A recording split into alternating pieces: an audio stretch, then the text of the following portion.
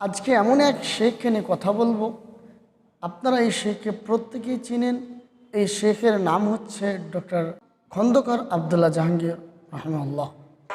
কি নিয়ে আমি আল্লাহর কাছে যাচ্ছি, আমি কি করলাম, আমি কতটুকু নেক আমল করেছি, আল্লাহর সামনে কি দেব, আমার রবের সাথে মালিকের সাথে আমার সম্পর্ক কতখানি গভীর, আমি কি আল্লাহ দরবারে হাত তুলে চোখে পানি আসে কিনা, আমি কয় রাকাত তাহাজ্জুদ পড়তে পারেছি, কয়টা আল্লাহর কাজ করতে পারেছি, কয়জন মানুষকে আল্লাহর কথা বলতে পারেছি, এই চিন্তা আমরা করি না ভাই। আপনারা প্রত্যেকে এই ভিডিওটা শেষ পর্যন্ত একটু লক্ষ্য করুন। তিনার ব্যাপারে দুই একটি কথা। আমরা এই শেখকে আমরা জানি যে তিনি 2016 সালে কার অ্যাক্সিডেন্টে মারা যান।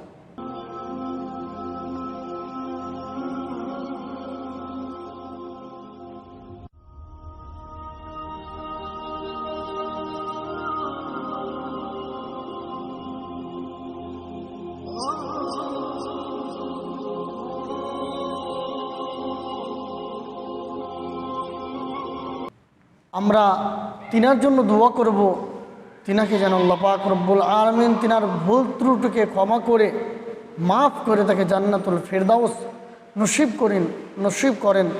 সকলে বলুন আল্লাহুম্মা আমিন।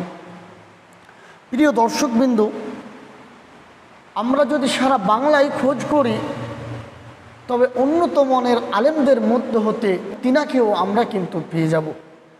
কেননা শেখের মতো লেকচারার খুবই কম দেখা যায়। তিনার মতো হাসি, তিনার মুখের হাসি খুব মাধুর্য দিয়ে কথা, মানুষকে এক করা, প্রত্যেক মুসলিমকে এক কাতারে আনার আপ্রাণ চেষ্টা করেছেন তিনি অত্যন্ত মেধাবী ছিলেন। তিনার অসংখ্য বাংলা বই লেখা আছে, শিরিক বেদাত মুক্ত।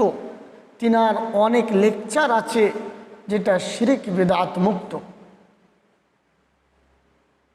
প্রিয় দর্শক ভাই, আমরা এও জানি যে তিনি সৌদি আরবে অনেক বছর পড়ালেখা করার পরে যখন দেশে ফিরে আসলেন, তখন দেশের মানুষকে সুন্দরভাবে হাসি মুখে খুব সুন্দর বাংলায় লেকচার দিতে লাগলেন।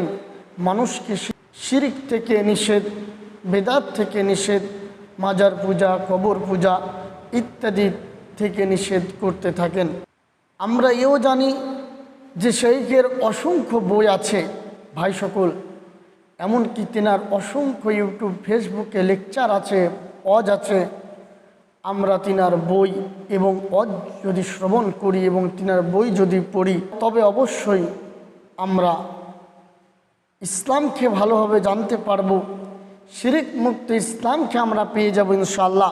শেষে শেখের জন্য দোয়া করি, হে আল্লাহ তুমি আমাদের এই প্রিয় শেখের ভুল ত্রুটি ক্ষমা করে তুমি জান্নাতুল ফেরদাউস মধ্যে অন্তর্ভুক্ত করো। সকলেই বলুন আমিন।